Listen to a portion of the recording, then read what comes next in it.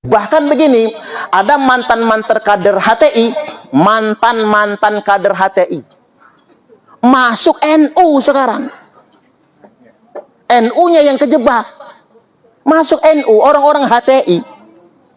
Bahkan yang saya sangat heran itu ada kader HTI yang suka membagi-bagikan bendera hitam, ikut Rioni 212 berjilid-jilid begitu.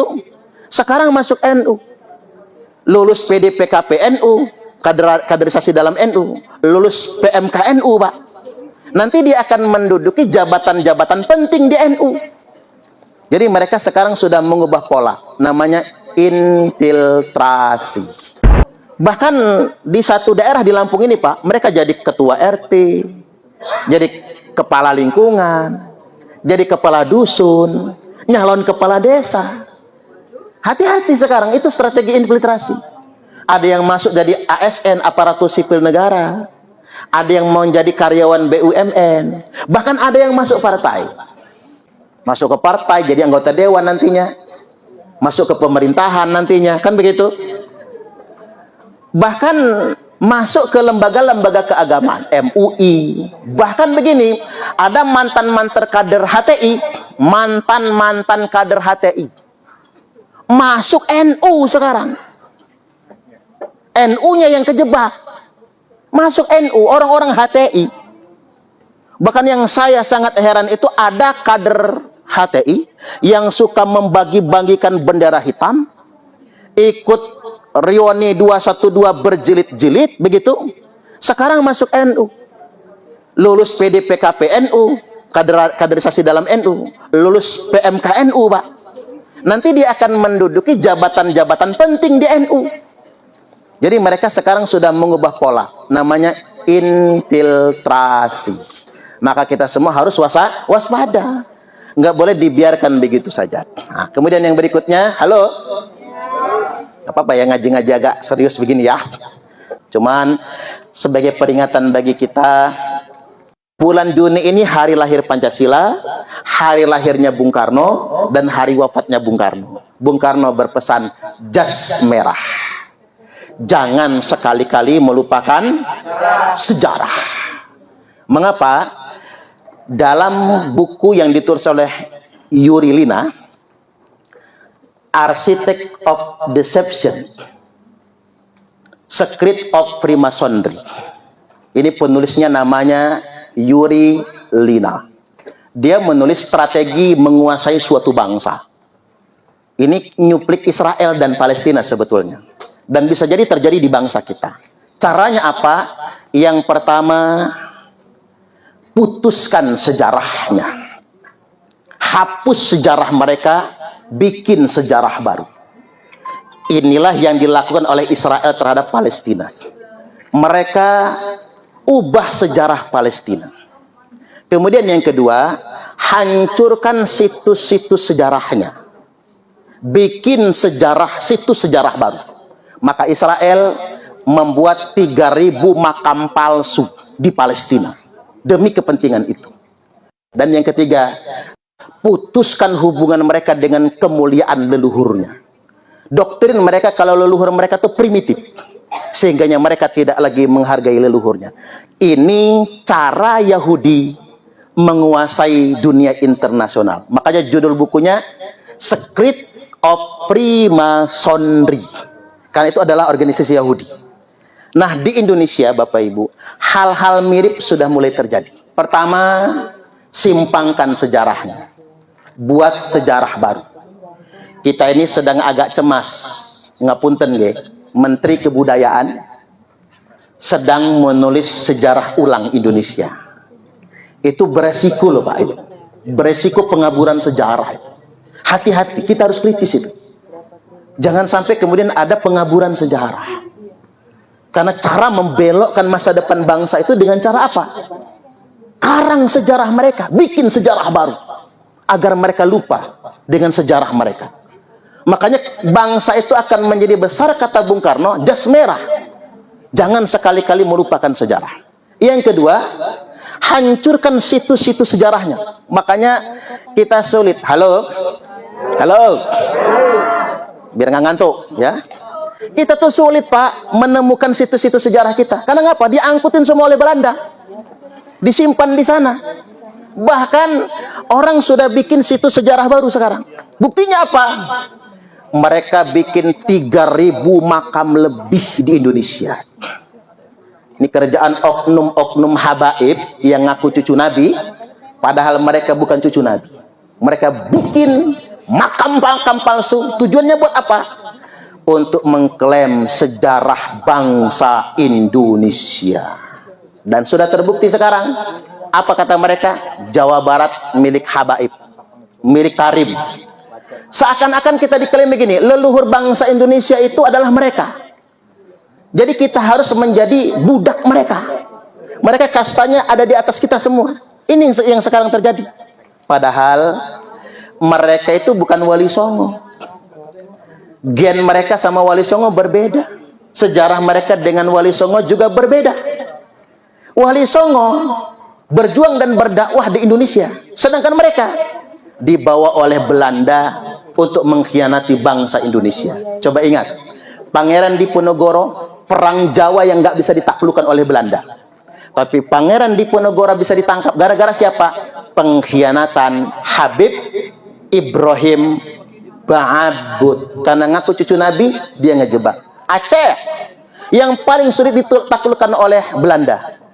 Yang berkhianat siapa? Habib Abdurrahman Az-Zahir. Karena ngaku cucu Nabi, orang jadi percaya. Banten hancur oleh siapa? Syarifah Habibah Fatimah. Karena ngaku cucu Nabi. Geger Cilegon, dibantainya santri dan para ulama di Cilegon. Perlawanan masyarakat pribumi. Siapa pengkhianatnya? Habib Usman bin Yahya, yang dia nulis satu kitab untuk mengatakan perjuangan masyarakat Nusantara melawan Belanda tersebut adalah sesuatu yang menyimpang, sesuatu yang sesat. Artinya jangan pernah percaya dengan penipu yang coba ingin membelokkan sejarah bangsa Indonesia. Dan yang ketiga, mereka putuskan hubungan kita dengan leluhur kita. Ini bukan untuk membentur NU. Hari ini ketika kemudian kita menjadi bagian dari NU, tidak bisa koheren dengan PBNU, maka tidak jadi masalah. Karena ketika kita secara organisasi tidak koheren dengan PBNU, karena memang PWILS itu bukan Banom NU, ya ngapain koheren kan? Karena bukan Banom NU juga, tidak jadi masalah. Karena entoh kita di PWI Laskar Sabilillah juga adalah warga Nahdien. Kita tetap bisa inheren dengan nilai-nilai perjuangan Romo Hadratus Syekh Kiai Haji Hasyim Asy'ari. Hari ini yang kita pikir itu bukan tentang koherensi dalam berorganisasi. Yang harus kita pikir adalah semua kader NU, semua kiai NU, semua santri NU, semua warga Nahdien itu harus berpikir bagaimana bisa inheren dengan nilai-nilai perjuangan Hadratus Syekh Kiai Haji Hasyim Asy'ari. Karena begini, yang disebut dengan pengkhianat di dalam NU itu adalah orang-orang yang hanya memanfaatkan NU secara organisasi untuk tunggangan politik, untuk mendapatkan jabatan ini, jabatan itu, untuk mendapatkan proyek, untuk mendapatkan tambang, untuk mendapatkan keuntungan profit duniawi. Yang ketika profit duniawi itu didapatkan bukan untuk Jam'iyah Nahdlatul Ulama, tapi untuk diri mereka, keluarga mereka, koneksi mereka, sederek-sedereknya. Kalau kata orang Lampung, sekelik-sekeliknya. Lingkaran mereka saja yang mendapatkan. Bukan itu yang disebut dengan ber-NU. Hari ini mari kita membangun kesadaran terhadap semua masyarakat Nahdien. Kita harus tetap konsisten, inheren, satu nilai, satu nafas, satu garis perjuangan dengan gagasan ide perjuangan Hadratus Syekh Kiai Haji Hasyim Asy'ari.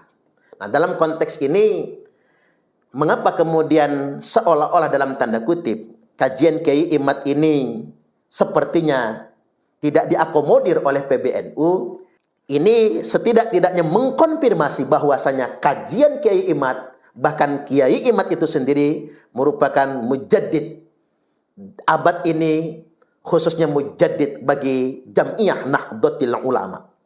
Rasulullah sallallahu alaihi wasallam telah bersabda, "Innallaha yab'atsu li hadhil ummati ala ra'si kulli mi'ati sanatin may yujaddidu laha dinaha." Sesungguhnya Allah akan mengutus untuk umat ini, li hadhil ummah, akan mengutus untuk umat ini setiap pangkal awal 100 tahun, habis 100 tahun nih, masuk ke abad yang berikutnya, orang yang akan menjadi pembaharu, memperbaiki nilai-nilai yang sudah usang, nilai-nilai yang sudah tercemar. Dan NU sudah berusia 1 abad, kita sudah memasuki abad yang kedua. Mujaddid ini sudah ditakdirkan oleh Allah Subhanahu wa taala, dan ciri nyata dari mujaddid tersebut, kemapanan pasti menolaknya. Yang namanya mujaddid, dia datang tidak kemudian sekonyong-konyong koder langsung diterima oleh semua orang, tidak. Justru yang dikatakan mujaddid itu, dia akan ditolak oleh kemapanan-kemapanan yang ada. Makanya yang duluan menolaknya adalah struktur yang sudah mapan, yang sudah mendapatkan banyak sekali keuntungan terhadap nilai-nilai feodalisme tersebut. Maka lantas kemudian ini sekali lagi mengkonfirmasi berbagai macam penolakan dari kelompok-kelompok yang mapan di Jam'iyah Nahdlatul Ulama, semakin membuktikan sah Kiai Imad merupakan mujaddid awal abad yang kedua Jam'iyah Nahdlatul Ulama. Nah, sekali lagi saya ingin ingatkan kepada seluruh kader-kader Nahdiyin, baik yang mendukung kajian Kiai Imad, bahkan ada yang ikut terlibat dalam perkumpulan atau organisasi PWI Laskar Sabilillah, tetap jaga persatuan dan kesatuan, jangan terpancing dengan provokasi dan perpecahan, dan jangan pernah mau dibenturkan dengan Jam'iyah Nahdlatul Ulama, karena NU itu adalah organisasi keramat, didirikan oleh guru kita Hadratus Syekh Romo Kiai Haji Hasyim Asy'ari. Maka jangan pernah mau dibenturkan dengan NU, luruskan niat kita, satukan langkah kita untuk sama-sama menyelamatkan masyarakat Nahdiyin dan menjaga kemuliaan nasab suci keturunan Rasulullah Sallallahu Alaihi Wasallam. Sekali lagi saya ingin ingatkan dengan pernyataan beberapa waktu yang lalu, selamanya PWILS jangan pernah dibenturkan dengan NU. Yang ada, PWILS akan benar-benar ikhlas membantu penguatan Jam'iyah Nahdlatul Ulama. Assalamualaikum warahmatullahi wabarakatuh. Jangan pernah membenturkan antara NU dan PWI. Atau lebih sederhana lagi, jangan pernah mau dibentur-benturkan antara Jam'iyah NU dengan organisasi PWI. PWI di sini adalah Organisasi Perjuangan Wali Songo Indonesia. Mengapa ini mesti saya garis bawahi? Dikarenakan PWI sebagai organisasi baru bukan kompetitor, bukan pesaing Jam'iyah Nahdlatul Ulama. Justru sebetulnya Organisasi Perjuangan Wali Songo Indonesia didirikan oleh kader-kader NU. Baik kader NU yang di struktural maupun kader NU yang di kultural. Artinya memang kendati pun PWI Laskar Sabilillah bukan banom NU, tapi organisasi ini didirikan oleh kader-kader NU. Makanya kader-kader NU di PWI dan di Laskar Sabilillah jangan pernah mau dibenturkan dengan NU. Kalaupun ada kritik, kalaupun ada masukan kepada orang-orang yang mengelola NU, maka berikan masukan dan kritik yang terbaik. Karena pada dasarnya yang mengelola Jam'iyah Nahdlatul Ulama juga manusia biasa. Persis seperti yang mengelola, memanage PWI Laskar Sabilillah. Kita dihadapkan dengan sebuah kenyataan, ternyata yang mengelola PWI dan Laskar Sabilillah pun juga manusia biasa yang punya kelebihan dan kekurangan masing-masing. Artinya memang tidak menutup otokritik. Kritik ke dalam dari kader-kader demi perbaikan organisasi. Kemudian yang berikutnya, saya membuat perumpamaan. PWI, Perjuangan Wali Songo Indonesia, dan Laskar Sabilillah ini yang dibentuk oleh kader-kader NU diumpamakan seperti sekoci. Sedangkan Jam'iyah Nahdlatul Ulama, NU adalah sebuah bahterah besar, sebuah kapal besar yang di saat-saat tertentu dihadapkan dengan ancaman, badai dan gelombang, atau bentuk ancaman yang lainnya. Maka dibutuhkan sekoci-sekoci kecil yang berusaha untuk menyeimbangkan dan untuk menyelamatkan sebagai emergensi dan antisipasi kalau ada bahaya besar. Jadi apalah arti PWI sebagai sebuah sekoci, bagi sebuah kapal besar yang bernama Jam'iyah Nahdlatul Ulama. Maka tidak boleh dibenturkan, atau bahkan dalam bahasa sederhananya tidak boleh kemudian berkonflik. Mengapa saya katakan tidak boleh dibenturkan? Selain karena PWI Laskar Sabilillah didirikan oleh kader-kader NU, juga memang visi dan misinya memang sejalan dengan visi misi Jam'iyah Nahdlatul Ulama, yakni dalam rangka merawat Islam yang rahmatan lil alamin, kemudian melestarikan paham ahlu sunnah wal jamaah, dan setia kepada negara kesatuan Republik Indonesia, menjaga warisan Nusantara, warisan Wali Songo, menjaga sejarah dan menjaga marwah Nusantara dari pihak-pihak yang hendak menguasai negeri ini dan mengklaim negeri ini sebagai milik mereka. Ini tentunya sejalan dengan misi Jam'iyah Nahdlatul Ulama. Kemudian saya ingin mengerucut peran PWI Laskar Sabilillah sebagai sebuah sekoci, di mana peran ini penting sekali demi terjaganya bahtera besar, yakni NU itu sendiri. Dan kita bisa simak di sini bagaimana peran penting PWI Laskar Sabilillah dan kajian Kiai Haji Imaduddin Usman Al-Bantani dalam rangka menjaga marwah Nahdlatul Ulama dan menjaga kehormatan para kiai-kiai NU dan menjaga kehormatan segenap masyarakat yang bernaung di bawah Nahdlatul Ulama yang kita sebut dengan kaum Nahdiyin. Anda bisa simak ulasan berikut ini. Dan dalam konteks ini termasuk PWI Laskar Sabilillah, dia warga Nahdiyin, kader-kader NU semua mendirikan PWI Laskar Sabilillah, bukan NU sebagai banom, tapi dia merupakan organisasi yang menguatkan Jam'iyah Nahdlatul Ulama. Setidak-tidaknya Pak Yai, saya punya 5 alasan. Nah, ini harus kita populerkan se-Indonesia itu. Yang pertama, sejak munculnya kajian Kiai Imaduddin Usman Al-Bantani dan sejak adanya PWI Laskar Sabilillah, orang-orang yang tadinya mengklaim sejarah NU sudah tidak berani bunyi lagi. Coba bayangkan, mereka berani mengatakan pendiri NU itu ada 4, nambah 1, yakni Habib Hasim bin Yahya. Saking manutnya kiai-kiai kita sama Habib, nggak berani ngebantah, sampai kemudian ditulis buku yang sengaja untuk membelokkan sejarah Jam'iyah Nahdlatul Ulama. Para kiai kita mau ada kesungkanan untuk membantahnya. Karena mengapa? Oh, dia cucu Nabi soalnya, Pak.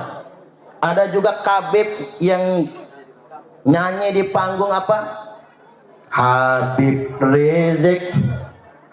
Rizik gurune NU, Habib Rizik gurune NU. Pret. Ini Rizik ini ketua FPI, kerjaannya menghina Gus Dur, ngomongin Gus Dur buta. Selama ini kita nggak berani mengkritiknya, Pak, karena takut kalau itu putunya Kanjeng Nabi. Nah, sejak ada kajian Kiai Imad dan nyata bagi kita, oh ternyata bukan, mulai warga Nahdiyin berani mengkritik dan terbongkar semua klaim-klaim terhadap sejarah Jam'iyah Nahdlatul Ulama. Ini nggak bisa kita hilangkan. Yang kedua, klaim terhadap sejarah Negara Kesatuan Republik Indonesia. Sejarah kita diklaim, Wali Songo kemudian dibaalwikan. Ini fakta loh, Pak. Siapa yang berani berbicara ketika Wali Songo dibaalwikan? Nah, di sini ada saksi nih, sejarah, garis darah Sayyid Muhammad Afandi. Kakeknya adalah Syekh Abdullah Kahfi, pendiri pesantren tertua zaman Wali Songo. Itu saksi sejarah, dan tes DNA-nya J1. Sidogiri. Sidogiri juga begitu, tes DNA-nya J1. Jelas itu Bapak Ibu. Sedangkan yang hari ini mengklaim Wali Songo, DNA-nya beda. Wali Songo DNA-nya J1, sedangkan mereka DNA-nya G, jauh ke beduk. Yang satu ke sono, yang satu ke sono. Udah beda itu. Sejarah NKRI diklaim, Imam Bonjol dihabibkan, sampai bendera merah putih diklaim, lagu-lagu kebangsaan kemudian diklaim, dan ngapunten nih, ngapunten. Pemerintah saja nggak berani ngomong. Saya tunggu-tunggu, adakah yang berani ngomong? Hei pemerintah yang digaji oleh rakyat, hei pemerintah yang menikmati kehidupan, digaji oleh rakyat, dibayar oleh rakyat, mana cangkemmu? Ada orang yang mengklaim pahlawan kita, mana cangkemmu? Halo. Nih selain Pak Agus, kalau Pak Agus mendukung kita soalnya. Saya mohon maaf, orang-orang yang digaji oleh rakyat, punya gaji besar, punya jabatan Bapak Ibu, yang punya kewajiban menjaga negara kesatuan Republik Indonesia, saat ada segerombolan orang mengklaim negara kita, mengklaim sejarahnya, mana suara orang-orang yang digaji oleh rakyat? Sejak adanya PWI Laskar Sabilillah, mereka nggak berani lagi mengklaim. Berarti kita menguatkan Bapak Ibu. PWI Laskar Sabilillah ini bukan provokator, menguatkan kehidupan berbangsa dan bernegara kita. Sampai mereka mengatakan Indonesia ini bintu tarif. Sampai kuping kita saja selip dengar itu Pak. Pikir kita pintu kan? Ternyata nggak pakai huruf P, itu bahasa Arab bintu. Bintu niku Bu artinya anak wedok. Jadi Indonesia ini diklaim anak wedok tarim. Bahkan ada yang mengatakan bintu Hadramaut, anak wedok Hadramaut. Bahkan dalam bahasa Arab Amiyah, dalam bahasa Arab Pancaran, bintu itu artinya perempuan yang bisa ditiduri dengan dibayar, bisyar. Halo, yang tahu istilah bisyar mana ya? Banyak tahu ya. Perempuan yang bisa tidur gara-gara dengan cara dibayar. Ini kan penghinaan kepada bangsa Indonesia. Dua. Yang ketiga, mereka yang berani merendahkan kiai-kiai NU sekarang nggak berani lagi. Oh zaman biyen kita tahu betul yang namanya kiai Bapak Ibu nggak boleh selevel sama Habib. Apa kata mereka? Satu Habib bodoh lebih mulia daripada 70 kiai yang berilmu. Kaki Habib ahli maksiat lebih mulia daripada endase kiai yang mengamalkan ilmunya. Makanya kiai-kiai se-Indonesia nggak boleh duduk sama kedudukannya sama Habib-Habib itu. Bahkan mereka merendahkan. Mana ada Pak yang mereka mau cium tangan kiai, nggak ada. Walaupun Habibnya Habib bocil, nggak ada. Saya pernah satu panggung sama Habib bocil, yang ceramah saya duduk paling pinggir, si bocil duduk paling tengah. Saya sebut bocil Pak, belum nikah masih bujang. Semua orang cium tangannya, saya kagak. Ustadz Parman mah iri, bukan iri Bapak Ibu. Itu orang ilok yang sedemikian rupa. Dia baru anak kemarin sore. Sedangkan terpampang yang ceramah saya. Kecuali kalau saya cuma tamu. Ini fakta dan kenyataan Bapak Ibu. Nggak mau mereka membukukan badan sama kiai-kiai NU, nggak mau. Tapi sejak ada kajian, sejak ada PWI Laskar Sabilillah, mulai mereka cari perhatian ke kiai-kiai NU. Sudah mulai mau cium tangan. Ini kan luar biasa efeknya. Kemudian yang berikutnya, terkait dengan pendawiran. Coba kita survei se-Indonesia Pak, 226.000 pesantren NU di Indonesia ini. Saya survei di Lampung Tengah itu Pak, semua pesantren NU korban pendawiran. Orang bisa datang berhari-hari, bermobil-mobil, minta duit sama kiai-kiai NU, nggak pulang kalau nggak dikasih. Begitu pulang setelah dikasih duit, semua isi kamar mandi habis, odol, sabun muka, punya dalemi Pak Yainya itu habis semua. Kata Bu Nyai, bah, itu putune Kanjeng Nabi beneran tabah. Lo ngapa mah? Kata si Abah, enggak. Kok maling odol, maling sabun mandi? Ini fakta loh. Ini terjadi loh Pak, seluruh Indonesia. Mungkin yang nggak pernah ngurus pesantren nggak tahu. Yang pernah ngurus pesantren tahu bagaimana mereka datang mendawil di pesantren-pesantren. Sejak ada kajian Kiai Imad, luar biasa. Datanglah, tepuk tangan dulu. Datanglah Syekh Imaduddin Utsman Al-Bantani, jreng jeng, teng teng teng, nggak berani lagi. Zaman dulu jangan-jangan ya Nurholis juga dawir lah, jangan-jangan deh. Sekarang mungkin nggak berani lagi, Bapak Ibu, bener itu. Saya tanya-tanya ke pondok tuh nggak berani lagi. Mohon ngapunten deh, ada Roi Suriah didatengin oleh kabib-kabib mau ngadain hall katanya, Masya Allah, dikasih sedikit Pak, amplopnya diginiin. Berapa ini Kiai? Roi Suriah setinggi itu, santri aja nggak berani berjalan di hadapannya. Sama si kabib sambil ngangkat kaki di atas kursi. Berapa ini Kiai? Nggak ada harganya Kiai kita Pak di hadapan mereka itu. Bahkan saking parahnya pendawian itu. Makanya ini sudah qadarullah Bapak Ibu. Adanya kajian itu sudah qadarullah. Yang kelima, terungkap 3.000 makam palsu se-Indonesia, termasuk di Lampung Bapak Ibu. Alat-alat Mataram mengungkap ada 3.000 makam palsu. Yang jadi korban siapa kalau makam palsu? Ya kita warga Nahdliyin, siapa lagi? Suka ziarah itu warga NU semua kok. Kita korbannya itu Bapak Ibu. Akan makam-makam palsu itu. Oke, sementara waktu kita analisa mungkin motifnya ekonomi. Mungkin motifnya ekonomi, kotak amal dan lain sebagainya. Tapi belakangan kita sadar Bapak Ibu, Israel menjajah Palestina setelah membuat 3.000 makam palsu di Palestina. Dengan 3.000 makam palsu di Palestina, mereka bisa mengklaim Palestina milik Israel. Jangan-jangan 3.000 makam palsu yang mereka bangun di Indonesia ini Bapak Ibu adalah upaya kedepannya untuk mengklaim Indonesia warisan mereka. Dan itu sudah kita dengar di mana-mana, termasuk di Lampung Tengah, di Spontan, Habib Malik Abdullah. Padahal itu bukan Habib. Yang mengisbat siapa? Seorang Habib dari marga Al-Muhdor. Dia yang mengisbatnya. Dan sayangnya sudah dikeluarkan SK-nya dari Dispar Senibut, Dinas Pariwisata dan Seni Kebudayaan Kabupaten Lampung Tengah. Bayangkan Pak, segitunya mereka merekayasa makam palsu sampai keluar izin dari dinas di kabupaten tersebut. Ini yang sangat mengkhawatirkan bagi kita semua. Halo? Terlalu serius ya ceramahnya ya. Kami adalah Laskar Sabilillah, pecinta Wali Songo dan para anbiya, pewaris peradaban Islam di Nusantara hingga berkibar bangsa Indonesia.